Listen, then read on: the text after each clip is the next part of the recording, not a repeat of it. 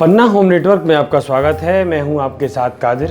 खबरों की शुरुआत करते हैं पन्ना जिले की मुख्य खबरों से। रेत के अवैध खनन से खोखला हुआ केन बीरा का पुल। नेशनल पब्लिक स्कूल में किया गया एक्सपोजर विजिट। अब सविंझा के बाद चुनाव मैदान में बचे 20 दावेदार। पीढ़िया बने युवक कांग्रेस के जिला महासचिव। मुख्य खबरों के बाद खबरें अब विस्तार से। मुख्य खबर के प्रायोजक है national public school, civil line road, Panna. रेत के अवैध खनन से खोखला हुआ कैन का बीरा पुल। कैन नदी में रेत की लूट इस कदर मची हुई है कि रेत माफिया अपने मनमाने तौर पर कैन का सीना छलनी कर रेत का अवैध उत्खनन परिवहन कर रहे हैं, जिससे कैन नदी पर बने बीरा पुल का अस्तित्व खतरे में आ गया है। यहाँ रेत माफिया अपनी जेब भरने के लिए कैन नदी में अपने मनमाने तरीके से अपने लाभ के लिए कुछ भी करते हैं। कैन नदी में पन्ना व छतरपुर जिला को जोड़ने के लिए 2 पुल बनाए गए हैं। पहला पुल मंडला में पूर्व से ही बना हुआ है। अभी हाल में ग्राम बीरा में छतरपुर जिला को जोड़ने के लिए चंदला, सरवई, लवकुश नगर आदि सैकड़ों गाँव को जोड़ने के लिए व दूरी कम करने के लिए यह पुल का निर्माण किया गया था। यह पुल SP सिंगल कंपनी दिल्ली व हरियाणा द्वारा वर्ष 2012-13 में इसका निर्माण किया गया था, जिसमें कुल 14 पिलर बने हुए हैं, जिसमें रेत माफियाओं ने पुल के नीचे की रेत निकालकर 10 पिलरों की नींव बेस जो था जिस पर पुल रखा हुआ था वहां पर 8 से 10 फीट गहरी रेत निकालकर खोखला कर दिया है। मात्र 4 पिलर ही जमीन पर अपनी यथा स्थिति में बने हुए हैं, जिनके सहारे पुल खड़ा हुआ है। छतरपुर जिले का रेत का पूरा व्यापार ओवरलोड सैकड़ों की तादाद में ट्रक इस पुल से निकलते हैं। यह रेत माफिया पुल को जानबूझकर नीचे से खोद व ऊपर से परिवहन कर जल्द से जल्द तोड़ना चाहते हैं। यहाँ किसी भी बरसात में नदी के तेज बहाव में यह पुल बह सकता है, जिसकी शिकायत ग्रामीणों द्वारा अजयगढ़ SDM आरुषि जैन से की गई। शिकायत पर SDM अजयगढ़ ने इसकी जांच तकनीकी लोगों से करवाई, जिस पर भगवान दास कोरी, सहायक यंत्री SDO RES आनंदी लाल प्रजापति, सब इंजीनियर मनरेगा ने संयुक्त रूप से इसकी जांच की। तब मौके पर पाया कि नदी के वेड लेवल की रेत का लगभग 8 से 10 फीट निकल ली गई है।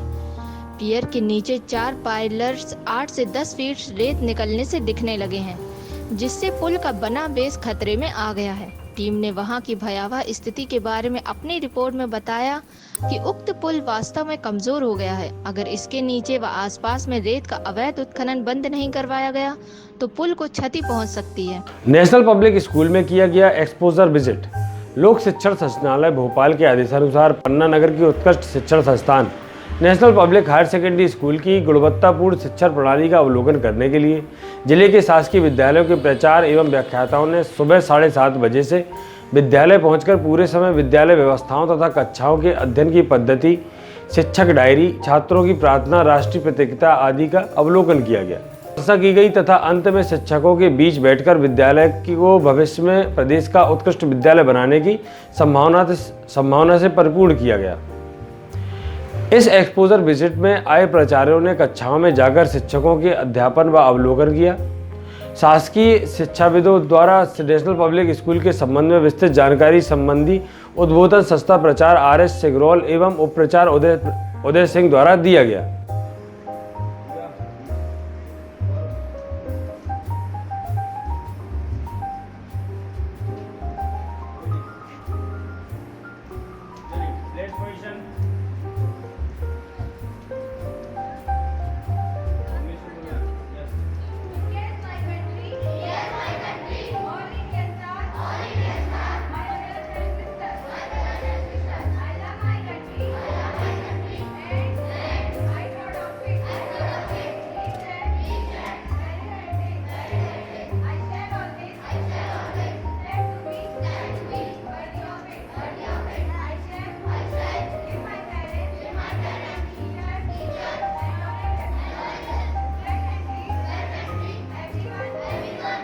अवकाश के दिनों में भी खुले रहेंगे समस्त कार्यालय। अपर कलेक्टर एवं उप जिला निर्वाचन अधिकारी JP ध्रुवे ने बताया है कि लोकसभा निर्वाचन 2019 को दृष्टिगत रखते हुए इस प्रसारित किए गए कि अवकाश के दिन भी समस्त कार्यालय खुले रखे जाएंगे।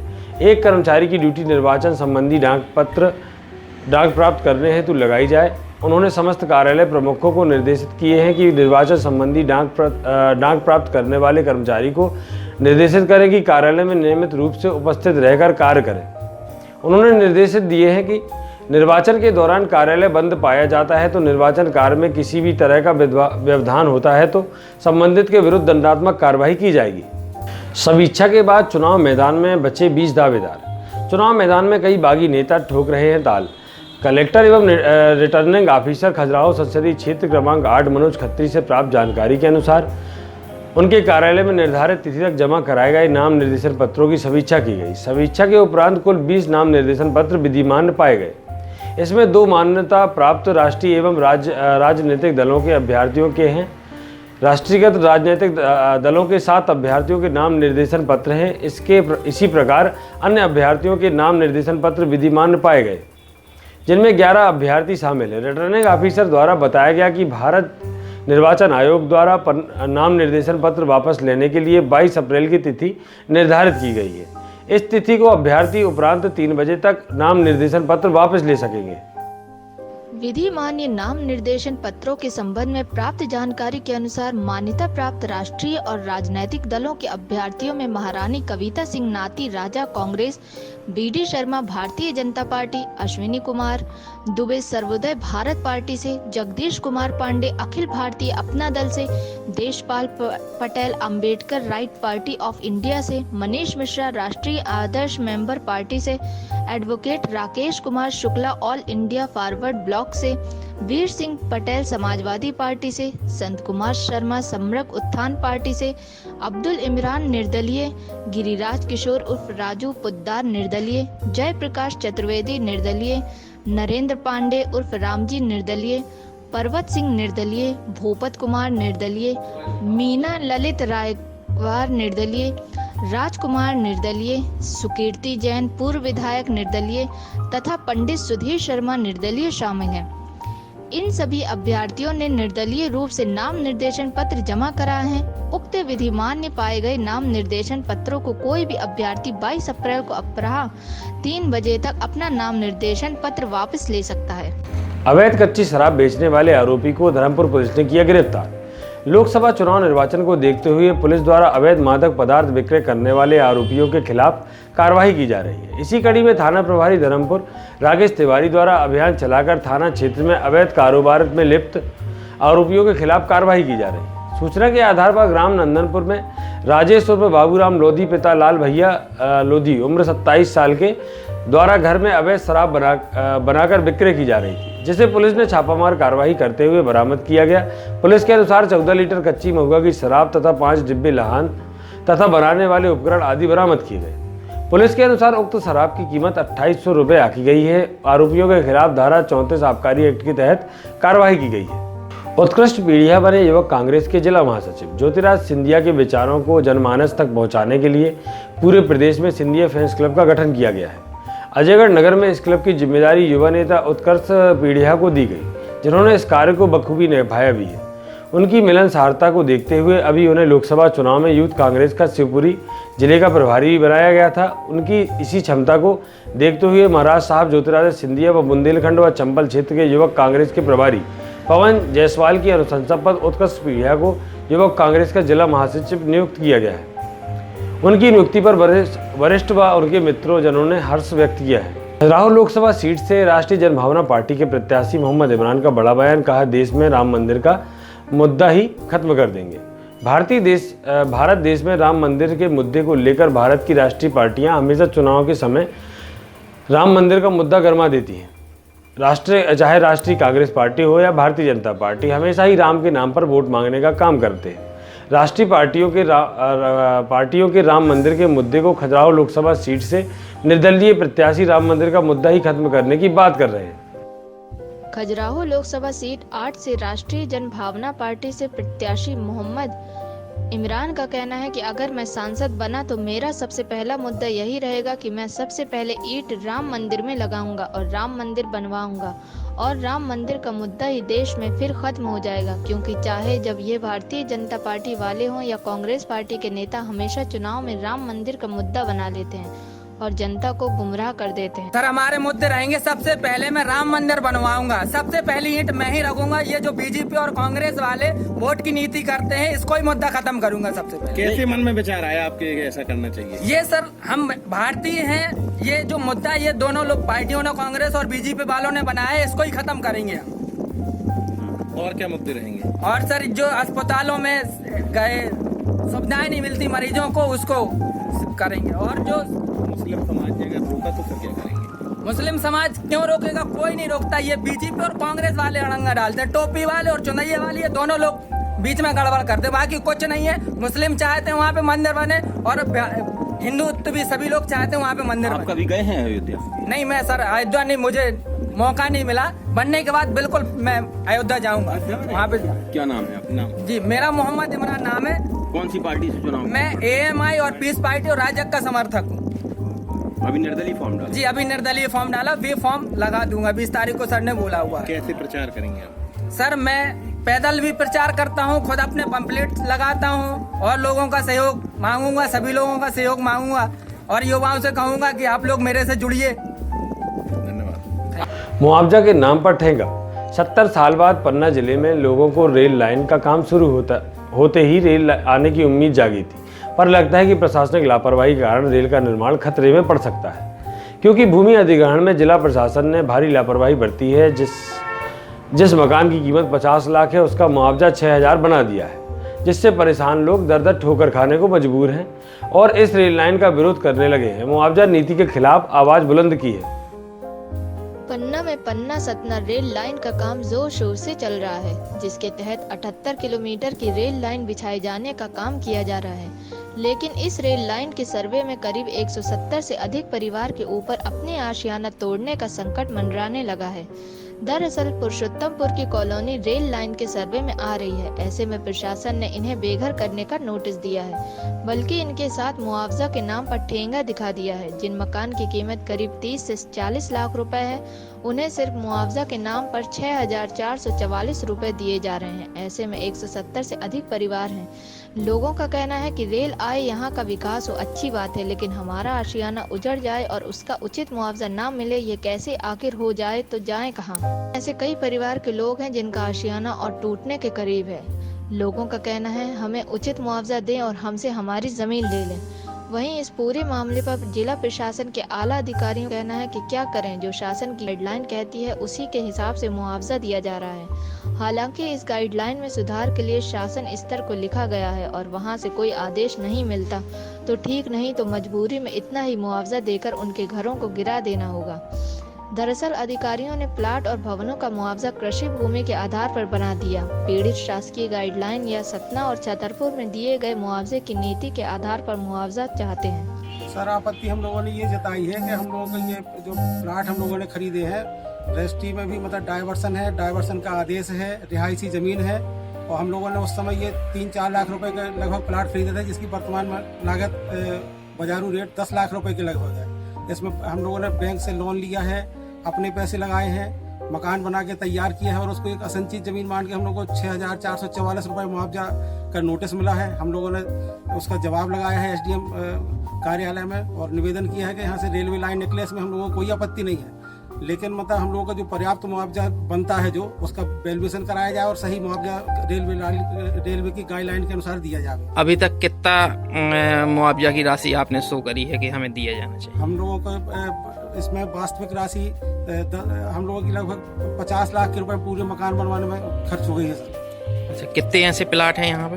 यहाँ पे प्लाटों की संख्या लगभग 170 है यहाँ पे, जो रेलवे में जा रहे हाँ हैं? रेलवे में जा रहे हैं और इसमें से कम 10-12 मकान बन के तैयार है, बाकी में अपने पिलर वगैरह बने हुए हैं अपनी चौहद्दी टाइप की। कौन सी लाइन निकली? ये ललितपुर सिंगरौली रेलवे लाइन जनकपुर ग्राम पंचायत के अंतर्गत है और इसका रकबा नंबर 103/2 है और 112/2 है। अच्छा, मुआवजा का नोटिस कितने का आया? 6444 रुपए मात्र का। इस तो चाहते क्या हैं आप? हम लोग ये चाहते हैं कि ये जो उसमें शो किया है कि ये असंचित कृषि जमीन है, जबकि ये डायवर्सन शुदा है, रिहायशी जमीन है। कागज हम लोगों ने सब प्रमाण लगाए हुए हैं और नजूल की NOC भी लगाई हुई है। हम लोगों ने NOC प्राप्त की बैंक से लोन लिया है हम लोगों ने। कितना लोन लिया है? 10 लाख रुपए लोन लिया है, जिसका 6,500 रुपए प्रति माह हम लोगों को केवल ब्याज लग रहा है। पंचायत की अनुमति? पंचायत की अनुमति है। आपका नाम क्या है? हम लोग ये चाहते हैं कि रेल निकले, पन्ना का विकास हो, लेकिन हम लोगों को हिरास न किया जाए। हम लोगों को जो वास्तविक रास्ते बन रही है हम लोगों की, शासन उसका मूल्यांकन करा ले और मूल्यांकन के अनुसार हम लोगों को मुआवजा दे दे। आपका नाम क्या है? रामशंकर। तो सिंगरौली रेलवे लाइन है, जनकपुर से निकल रही है। इसमें हम लोगों ने 6 साल पहले यहाँ प्लाट लिए थे, जिनकी लगभग 3 लाख रुपए थी कीमत। आज की डेट में 6,444 रुपए इसका मुआवजा मिल रहा है। इसमें 170 प्लाट करीब आ रहे उसमें, जिसमें से हम लोगों ने मकान बनाने के लिए लिया था, उसका मुआवजा मिल रहा है 6,444। जबकि वैल्यूएशन कितना हो रहा है? जबकि वैल्यूएशन है इसका आज की डेट में बाजारी कीमत देखी जाए या सरकारी रेट देखा जाए तो 415 रुपए स्क्वायर फुट के हिसाब से। टोटल कितना होगा? टोटल हो रहा है इसका 4 गुना रेलवे देती है तो इसका 16-17 लाख के आसपास तो खाली प्लाट का है। अच्छा, तो आप लोग ने आपत्ति क्या लगाई है? आपत्ति लगाई हमने, जो बाजार का रेट है, जो कलेक्टर गाइडलाइन है सरकारी है, उसके हिसाब से हम लोगों को मुआवजा मिले। अच्छा, अभी कितना दिया जा रहा है? अभी 6,444 रुपए कुल दिया जा रहा है। जब बैंक से आपने लिए पैसे? बैंक से हमने नहीं, लेकिन लोगों से लिया था, जो है जो देते हैं उनसे लिया था, कर्ज में लिया था हमने। अच्छा, तो चाहते क्या हैं? चाहते हैं जो इसका उचित रेट है उसके हिसाब से हम लोगों को मुआवजा दिया जाए। 6,444 कोई रेट थोड़ी है। आपका नाम क्या है? रोहित कुमार गौतम। ये भूअर्जन की विधि के अनुरूप उसके अनुसरण में हम लोग कार्रवाई कर रहे हैं और उसमें जो आवश्यक संशोधन यदि होता है तो उसके अनुरूप कार्रवाई करेंगे। तो सर ऐसा कैसे कि लोगों के 30-30 लाख के मकान बने हैं उनका कहना है, और हमने प्लाट लिया 7 लाख का और उनको 6,000 मुआवजा? बैंक से भी हम तो विधि के अनुसरण में ही कार्रवाई करते हैं, वर्तमान में जो लागू दरें हैं, और इसके बाद यदि इसमें कोई आगामी समय में कोई संशोधन होता है तो अवश्य में उसके अनुसार वो कार्रवाई करेंगे। अभी लोगों को सर उतना ही मिलेगा? अभी उतना ही मिलेगा जितने मैंने नोटिस दिए। अगर संशोधन नहीं होता तो सर 6,000 दिया जाएगा? हाँ, अगर अंतर स्थापित नहीं होता है, ऊपर से यदि कोई हम लोगों ने मार्गदर्शन के उसमें यदि कुछ नहीं मिलता है तो हम जो वर्तमान में जो प्राप्त हमारे पास दरें हैं उनके अनुसार सर ऐसा राजनीति में राजघराने आए आमने सामने। राजनीति कब क्या हो जाए और किसका पाला किसके पक्ष में चला जाए कोई ठिकाना नहीं है। ऐसा ही कुछ हो रहा है खजुराहो लोकसभा संसदीय सीट पर, जहां अचानक पन्ना राजघराने की महारानी जीतेश्वरी देवी ने बीजेपी से हाथ मिला लिया है, जबकि इसी सीट से कांग्रेस की उम्मीदवार कविता सिंह पन्ना राजघराने की भनेज बहू है। अब सबसे बड़ा सवाल यह है कि इस राजनीति में राजघराने आमने सामने आ गए हैं। जहां एक और कांग्रेस से खजुराहो की महारानी कविता सिंह मैदान में है, जो पन्ना राजघराने की भनेज बहू भी हैं। उनके सामने चुनौती बनकर आ गई पन्ना राजघराने की महारानी जीतेश्वरी देवी अचानक बीजेपी के पाले में पहुंच गईं, जिसने बीजेपी का साथ खुले मन से देना स्वीकार किया। हालांकि इस बारे में पन्ना राजघराने की महारानी का कहना है कि मैं बीजेपी में हूं और बीजेपी के उम्मीदवार BD शर्मा के लिए प्रचार करूंगी। जहां एक और पन्ना राजघराने की भनेज बहू और खजुराहो की महारानी को कांग्रेस ने उम्मीदवार बनाया है, लेकिन पार्टी वैचारिक मतभेद के चलते दोनों राजघराने एक बीजेपी और कांग्रेस में हैं। हालांकि कविता सिंह का कहना है कि उनका ये पर्सनल मैटर है। अब देखना होगा कि महारानी बनाम महारानी का मुकाबला खजुराहो लोकसभा में क्या रंग दिखाएगा, ये तो आने वाला समय बताएगा। ये जहाँ तक उनकी बात है तो ये उनकी व्यक्तिगत विचारधारा हो सकती है। मैं कांग्रेस के साथ हूँ, कांग्रेस की प्रत्याशी हूँ, मैं कांग्रेस के लिए काम करूँगी। ये उनकी व्यक्तिगत विचारधारा है, वो किस विचारधारा के साथ जुड़ना चाहती हैं वो उनकी मर्जी है। वो कहती हैं कि पूरा राजघराना, पन्ना राजघराना नरेंद्र सिंह जूदेव से लेकर के और आज तक बीजेपी के साथ है, और ये जो पन्ना की राजकुमारी है या खजुराहो की महारानी है ये कांग्रेस के साथ अनायास गई हैं। हम तो बीजेपी को जिताएंगे, महारानी सब।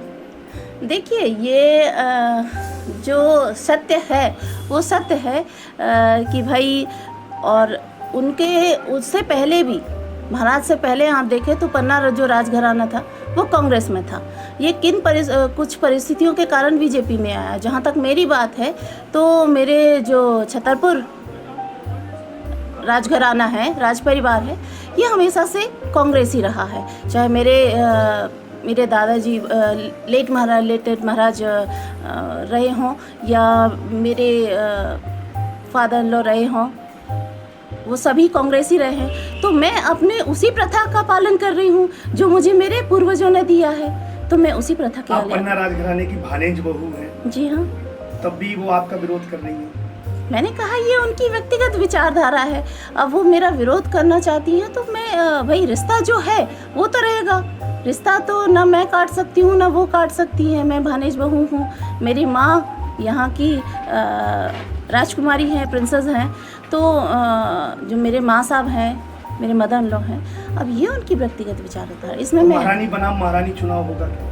नहीं, ये महारानी बनाम महारानी चुनाव क्यों होगा भाई? मेरे सामने वीडी शर्मा है, ये वीडी शर्मा और मेरे बीच का। से बोला कि वीडी शर्मा अगर पन्ना नहीं रहते तो महारानी से लोग बात करेंगे, महारानी सांसद बनेंगे। ये मुझे इस बारे में कुछ भी नहीं कहना। और मुझे तो लगता है कि वीडी शर्मा प्रत्याशी हैं और बीजेपी से, और जब बात ये आती है तो हमारे ख्याल से प्रत्याशी से ही बात की जाती है और प्रत्याशी ही बात करता है। लोग प्रत्याशी को सुनना चाहते हैं, किसी अन्य को नहीं। नहीं, ऐसा कुछ नहीं है। हम 2014-15 से भारतीय जनता पार्टी में हैं। अब लगभग 3 साल से सक्रिय हैं अपने ज़िले के मुद्दों को लेके। और क्योंकि राज परिवार हमेशा बीजेपी, आरएसएस और जनसंघी रहा है, तो हम भी भारतीय जनता पार्टी में, हमारे माँ भी भारतीय जनता पार्टी से मिनिस्टर थे, तो हम तो है ही पार्टी में। महारानी बनाम महारानी आपकी रिलेटिव हैं खजुराहो की, जो प्रत्याशी हैं कांग्रेस की? नहीं, मैं तो प्रत्याशी हूँ नहीं। प्रत्याशी विश्वदत्त शर्मा जी हैं। और क्योंकि संगठन और संगठनात्मक काम होता है, डिसिप्लिन होता है पार्टी में, तो हम लोग सब एकजुट हैं और रहना भी चाहिए। और विष्णुदत्त शर्मा जी के गैर हाजिरी में अगर हमारी आवश्यकता पड़ेगी तो हम हैं, और यहाँ के विधायक हैं, सभी कोई हैं। आप कल तक कह रही थी कि हम किसी भी राजनीतिक पार्टी को सपोर्ट नहीं करेंगे, फिर ऐसी कौन सी जरूरत पड़ गई है कल आप? नहीं, मैंने कहा था कि मैं जीवन में कभी कोई इलेक्शन नहीं लड़ूंगी। मैंने ये नहीं कहा था कि मैं किसी राजनीतिक पार्टी को सपोर्ट नहीं करती हूँ। आपके रिश्तों में कहीं दरार तो नहीं आएगी? वो आपकी भानेज बहू है यहाँ की राजमहल की, और आप महारानी ने खुले मंच से कह दिया कि भारतीय जनता पार्टी को जिताऊंगी, तो उनको हराने में कहीं रिश्ते? नहीं, वो अपना पार्टी का काम कर रहे हैं, हम अपना पार्टी का काम कर रहे हैं। इसमें कोई विवाह समारोह तो यहाँ चल नहीं रहा है। रिश्तेदारी नहीं है, ये ज़िले का मामला है, केन बेतवा लिंक का मामला है। यहाँ पे जो गंगाऊ का है, पानी में पानी नहीं मिल रहा है, बिजली की प्रॉब्लम है, बहुत सी समस्याएं हैं क्षेत्र के अंदर। और हम तो नोटिस बीजेपी को भी दे चुके, कांग्रेस को भी दे चुके। लोकल नोटिस मतलब लोकल सूचना, मतलब महारानी बनाम महारानी लोग देख रहे हैं, एक महारानी को दूसरी महारानी हरा रही है। नहीं, प्रत्याशी वीडी शर्मा जी हैं, मैं प्रत्याशी नहीं हूँ। महारानी बेना महारानी नहीं हो सकता, क्योंकि मैं महेंद्र महारानी हूँ, 36 महाराजाओं पे होती है, इसलिए मेरे तो I am undisputed and I am not fighting. मैं लड़ भी नहीं रही हूँ। लेकिन जिता तो रही हैं आप। देखिए, पार्टी लाइन डिसिप्लिन होती है और हमेशा डिसिप्लिन सिखाया जाता है। हम आज भी डिसिप्लिन जी रहे हैं। आप अपनी रिश्तेदार को हरा रही हैं? नहीं, मैं मेरी जनता के साथ खड़ी हूँ। वही मेरा सब भगवान है, रिश्तेदार हैं, वही मेरा सब कुछ है। धन्यवाद। मतदान प्रतिशत बढ़ाने के उद्देश्य से जिला निर्वाचन अधिकारी द्वारा चलाई जा रही अनेक गतिविधियां। 6 साल पार्क को स्वीप पार्क किया घोषित। भारत निर्वाचन आयोग द्वारा लगातार मतदान प्रतिशत बढ़ाने के लिए जोर दिया जा रहा है। उनकी मंशा है कि अधिक से अधिक लोग मतदान करें तथा कोई भी मतदाता कोशिश भर मतदान से वंचित न रह सके। इसी प्रक्रिया को जिला निर्वाचन अधिकारी लोकप्रिय कलेक्टर मनोज खत्री द्वारा जिले में लगातार मतदान प्रतिशत बढ़ाने के प्रति अनेक कार्यक्रम आयोजित किए जा रहे हैं तथा लोगों को मतदान करने के लिए लगातार प्रेरित किया जा रहा है। उनके द्वारा 7 साल पन्ना को स्वीप पार्क के रूप में घोषित किया गया है तथा वहां पर मतदान के प्रति लोगों को आकर्षित करने के लिए संबंध में अनेक प्रकार से प्रेरित किया जा रहा है। पार्क में सेल्फी पॉइंट सहित इस प्रकार की गतिविधियों को संचालित किया जा रहा है कि जिससे लोग मतदान करने के प्रति आकर्षित हो तथा अधिक से अधिक लोग मतदान करें।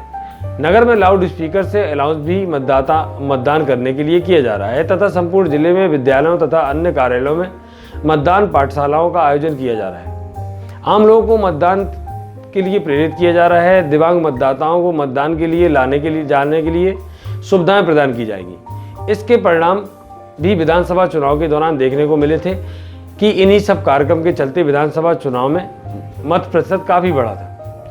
यह गतिविधियां लगातार पूरे जिले में चल रही हैं। इसी अनुक्रम में शाम कैंडल मार्च भी निकाला गया। आप सभी से आग्रह है, दिनांक 6 मई दिन सोमवार को आप अपने मतदान केंद्र पे जाए, लास्ट कहाँ जा रहे? मतदान करें। मतदान के लिए जाते समय अपना कोई भी फोटो युक्त परिचय पत्र, driving licence, Aadhaar card, MNREGA card, job card या अधिकारी फोटो युक्त कोई भी कार्ड, राशन कार्ड फोटो युक्त, ये सारे कोई